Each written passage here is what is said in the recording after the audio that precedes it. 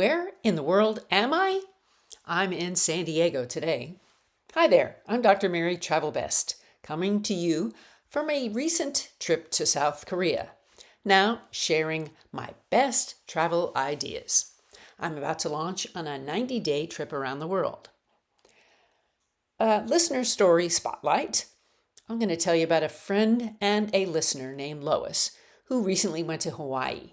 She told me about how she spent a lot of time getting travel insurance for herself and her partner, and she had to pay more than she expected, as her partner was having a birthday between the day she bought the service and the day of the trip. But she said it was well worth it for her peace of mind. So the FAQ today is, where is the best travel insurance for a long trip abroad?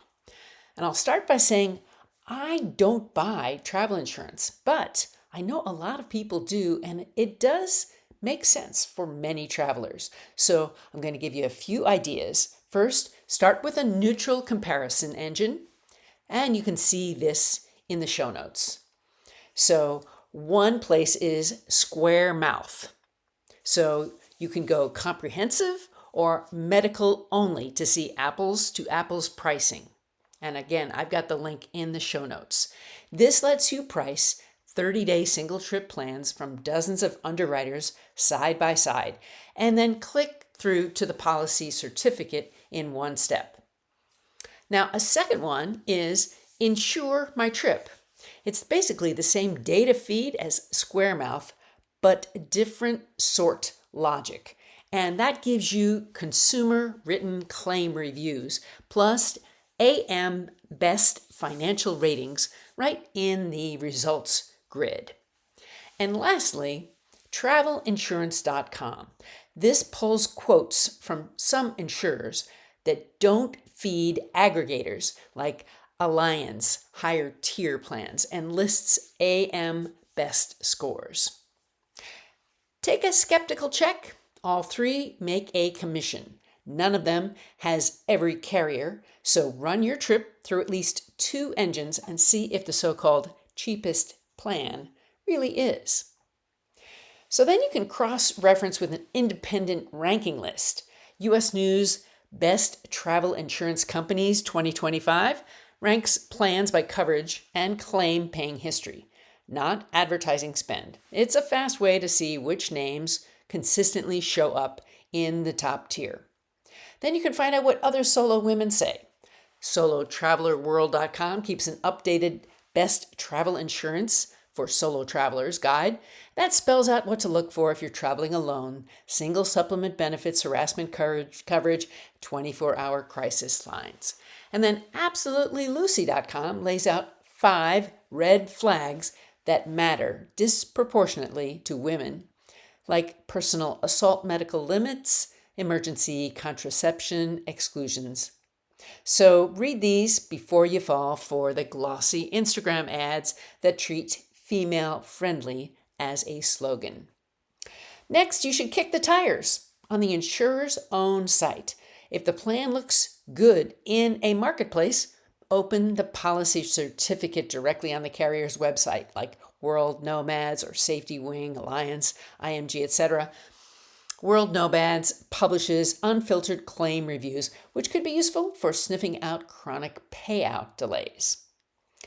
And the U.S. State Department's insurance coverage overseas page makes it crystal clear that Uncle Sam does not pay your hospital bill or med evac.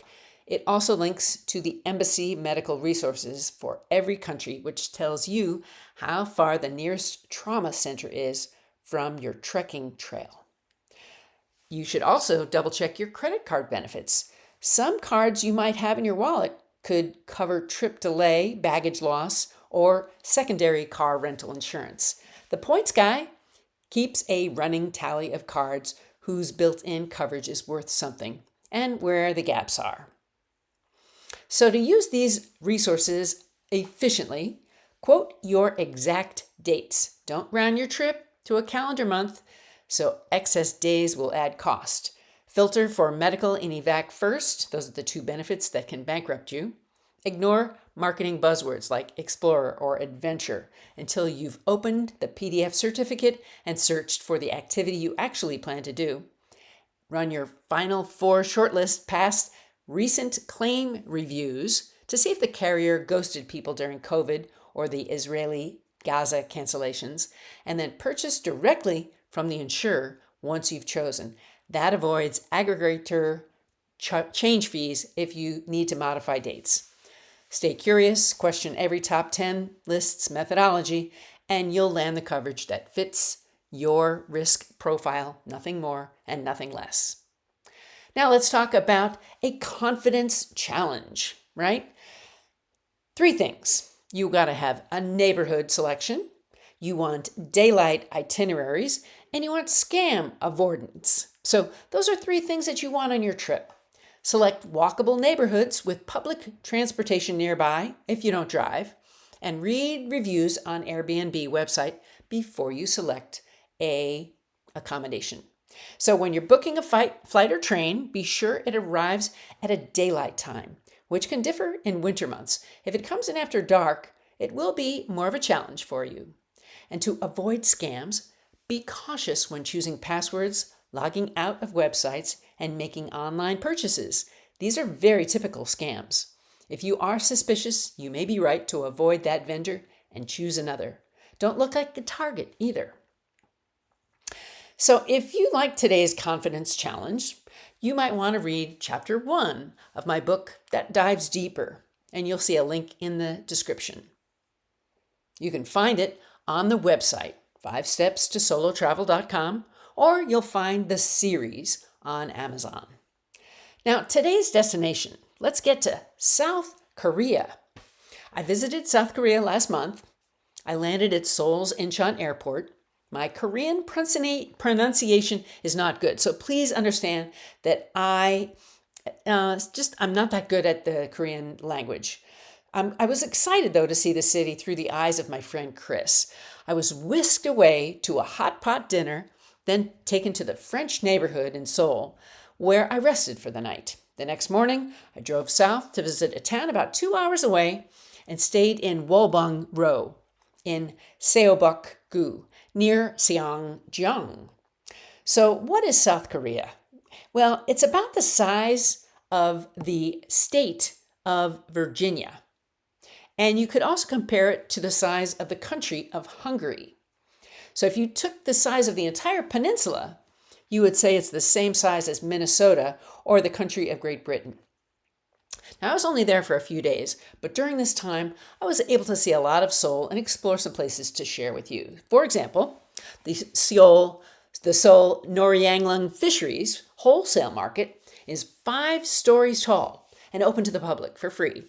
It's definitely worth seeing if you like seafood, and you can roam the aisles looking for your favorite fish delicacies. I also visited the Vovo Bidet Company. I met with the director and some of his team. Have you seen the #1 bidet firm in Korea? They have retail and wholesale offices in the Los Angeles area too. I'd like the tour of the offices here in Seoul. They even have a bidet to go. Think about that for a minute. That was in Daebang-dong or Seocheong-dong. So I visited retail stores such as Zara, one of my favorite fashion stores. I had Chinese, Japanese, and fusion foods. I took subways, buses, taxis, and Ubers, plus lots of trains. And I then went to the Gwanghwamun Square, the Purple Station, number 9. I went to the shopping mall called the Hyundai and found stores like Zan Mang Lupi, the Hyundai Present, and a great coffee and tea shop. I learned about Hangul, the Korean alphabet, and saw the statue of Sejong the Great. There was also another statue of Admiral Yi Sun-sin. Now, the Bucheon Honok village is a quiet residential area nearby, and the Jogigasa temple is where you will see Buddhism. Hongdae is the neighborhood for independent artists. And Yonsei University was a place I wanted to visit next time. I was in the neighborhood and really liked that. Was I a Gangnam Style? Well, I don't know, maybe next time. But I did try lots of new food, such as mung bean pancakes and holiek dessert. We had a wonderful dinner at Sushi Ya and Shabi Ya, about an hour from Seoul, near Korea Nazarene University in Cheonan-si, Buldang. I recommend, if you go back, spend some time relaxing in a tea house. Now, some smart moves and slip ups. In Korea, we were departing from the airport without enough money on our transit cards, so we had to pay. So we had to go to the office at the kiosk and pay for the train. It wasn't much, but it did take a few minutes. So give yourself extra time if you are headed to the airport. And now for a challenge. Do you or don't you tip? Not in South Korea, but it's always smart to ask. Be confident when you know when the expectations are what they are. And now for a resources roundup. If you're looking for more solo female travel resources, you can find several tips and ways to navigate the pitfalls, such as having to pay the difference on the transit card when you go long distances or knowing when to tip. And now a takeaway for you and a goodbye. When you get lost, don't get upset, get found. You will be better off if you cool down instead of heating your brain incorrectly. Chill, and you'll be found sooner. Dr. Travel Best's tip number 760. Thanks for listening.